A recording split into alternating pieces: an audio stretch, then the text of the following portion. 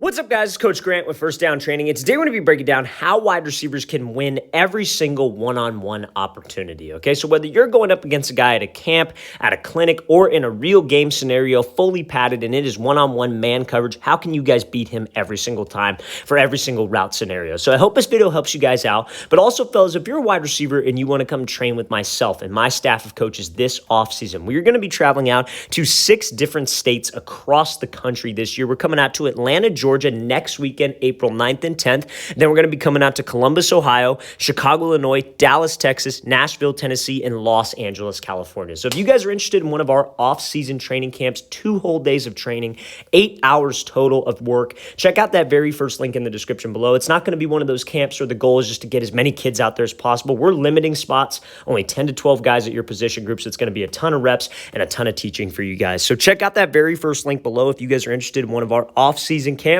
Let's get started with this video. So first rep here, you got inside shade coverage and he's running a slant route. So this is a perfect example of using something called a diamond release. But what I want to focus on is as a wide receiver in one-on-one coverage, you got to understand what this guy is looking for. What is going to make a DB move off of this platform? What is going to make a DB think that you are doing something else? How can we set up my routes? And there are 3 things that he's going to pay attention to. 1 is your speed, 2 is your stride length, and 3 is your body language, okay? So now, a DB's eyes, let's start with body language. A DB's eyes, no matter what kind of man coverage it is, it's always going to be where? Hips, right? So when I'm doing a route, this is a slant route. A diamond release is where you take 3 steps on a 45-degree angle, trying to get this DB to flip his hips, and you're essentially selling fade to get him out of it, right? So a lot of wide receivers, what they'll do is they'll come off the line, they'll go out, they'll take a good first step, they'll commit the shoulders, then right before they're about to break, their shoulder and their hips start to turn back inside. That is an indicator, and that is going to make a DB sit on the route. That goes for anything. That goes for, like, if you got a DB who's impressed, and let's say you're running a 10-yard out, guys will start to turn their hips and their shoulders before they make the break. It is an indicator, fellas, because that DB is supposed to be watching your hips. If he's looking at your eyes, that's easy work. If he's looking at your feet, you should never be looking at your feet. That's easy work. He has to pay attention to that body language, and when we give it away, he's going to sit on it. Now, another thing that guys are doing, what DBs are taught to look for is, we talk about this a lot, you got to self-fade, right? So a lot of guys, what they'll do is they'll come off the ball, and instead of taking full strides to this break point, they'll take choppy steps. They'll prepare for the break. They'll go 1, 2, 3, and they try to step as fast as possible.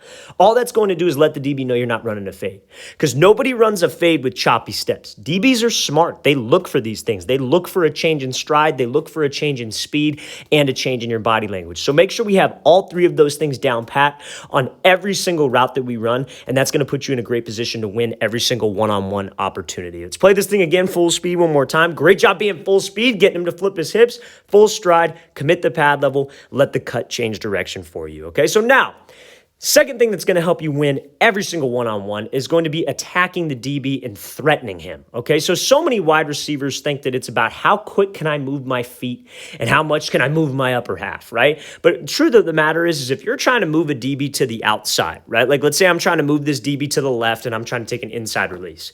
I actually have to threaten him here. I cannot step laterally. Like this is the line of scrimmage right here. I cannot be operating behind the line of scrimmage. I have to get into him because that is what's going to make him move. It brings me back to the same principle that we just talked about. Where are his eyes at? His eyes are on your hips. So if he's seeing your hips do a lot of this side to side, what do you think the DB is going to do? A lot of the same thing side to side. So we have to get into his frame and we have to step outside of his frame.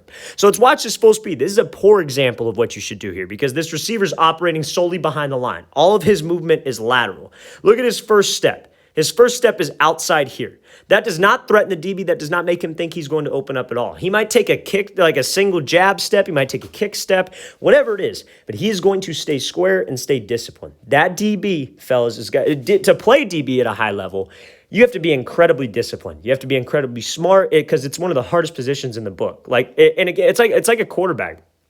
And quarterbacks, if you get to a certain level, you are very, very talented because there's no way you can play at that level if you're not very, very talented. Sometimes wide receivers can get away with being fast, just being stronger than everybody else, but I guarantee you a DB will not get away with that if he has poor technique, right? To play at the next level, some DBs might just be faster than everybody else, but to play at that next level, that D1 college level, they have to be disciplined. And I'm trying to get you ready for DBs of that caliber. Anybody could beat a scrub off the line, but how can I beat a talented guy who has, whatever level you're playing at, scholarships or recruiting attention, whatever it is. Can I beat that type of player? And this is what's going to help you. You have to threaten him vertically, right? So I'm going to play this full speed, and then we're going to show a good example of a release off the line threatening a DB, right? So now this is going to be, again, his feet are split, obviously, because the ball is to the inside of the field here. But he does a wide step release, where it's essentially you're stepping with your back foot wide. So normally it would be the other way because his left foot would be up and you'd be stepping outside with the wide step. Stance is split. He's stepping with the inside foot this time. But look at where he steps. So I'll play at full speed. You see he's threatening him vertically. He's not operating behind the line of scrimmage. And you see how much we got that DB to move off the platform.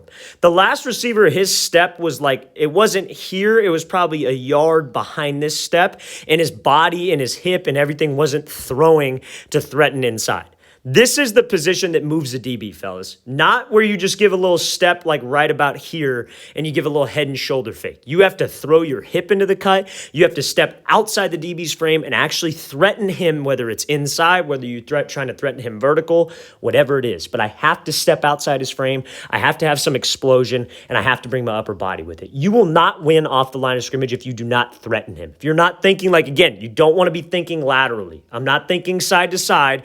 I am thinking almost 45 and not quite vertical because you don't want to just run into him, but I'm thinking 45-degree angles. I'm thinking I'm trying to move him off the platform by threatening him off the platform. Let's play this thing again, full speed one more time. Great job with this release move, getting that DB off and then creating separation at the top. Break could have been a little bit cleaner, but I like the release. So now, last thing I want to discuss is you guys will be seeing a lot of off-man coverage, right? So whether you're in a real game, 11-on-11 scenario, whether you're at a camp and you have to perform well, whether you're at practice and you have to perform well, you will see this type of look. I think this is one of the easiest looks to beat, if it's my opinion, right? Now, they play this to prevent the deep plays, to prevent the deep shots, especially when it's in man coverage, when maybe you got normally a fast receiver. But when you face any kind of man coverage, fellas, but when it comes to structuring your plan, thinking of what you need to do, that's why on this channel we do a lot of like quizzes, like going over different scenarios, a lot of IQ things, because mainly, fellas, if you guys have a plan, it's very, very tough to stop you when you have a plan and you know that the plan is going to work based on what the DB is taught and what the DB is going to do, right? So he's lined up inside shade, off man coverage, right? Number one, why is he lined up like that? Because he's trying to take away an inside route. So he's trying to stop you from running a post, a dig, a curl. He's sitting right there so you don't have that. He wants to force you to the sideline, right? So you have all this space to operate out here. So you know that if you have an outside route, like a fade, like a 10-yard out, like a corner, what do you think you want to do? You want to attack his leverage. You want to square him up. You want to attack the midline of this DB because he doesn't want to give up what? Doesn't want to give up the inside. So if you attack him, he's going to keep the inside. He's going to move off the platform. They call it weaving, right? So he's going to move to the inside, but guess what? That created all kinds of space for you. The mistake that guys will make is that they will attack this guy's leverage hoping that he just backpedals and then they go run the post. The problem with that is that if that DB's disciplined, you're screwed. If you attack his leverage and he keeps the leverage and then you run the post, you're running right into him. So you want to make sure that if he's inside shade like this, on outside routes, you attack his leverage. On inside routes, you attack his outside shoulder. And we'll get to that in a second. I'm going to play this thing full speed. So Antonio Brown's running a fade right here. So he attacks the leverage, gets him to move to the inside, and look at all the space he creates for himself. All that space is just space for that quarterback to throw him open. That quarterback can just put it to a spot. He's going to go get it because he has about 15 yards to go accelerate and go make something happen. Perfect example from Antonio Brown of what to do. Now, again, like we said, let's say you had to run a post. Let's say you had to run a dig and you had this look. You could stem him initially, but you would want to attack the outside shoulder. The goal is to go hard, get him to flip his hips to make him think vertical, think outside route, and then slip back underneath. So you got to understand leverage. You have to understand how to beat off-man coverage if you want to be successful in all one-on-one opportunities. We should be thankful for one-on-one opportunities and thankful for man coverage because that should be easy work if I do those things that we covered in this video. Let's play this thing again, full speed one more time. Great job by AB attacking leverage, creating space for the quarterback quarterback to fade him out and to give him a good spot to make this throw. All right, fellas, I really want to thank you for watching. I really appreciate it. If you guys have any questions at all, don't hesitate to leave those in the comment section. We always appreciate the feedback, and it's always great to hear from you guys. And again, fellas, if you guys would like to come out to one of our off-season camps, we're traveling out to 6 states across the country the remainder of this off-season. We're coming to Atlanta, Columbus, Chicago, Dallas, Nashville, and Los Angeles. Very first link in that description below. I'll see you guys next time.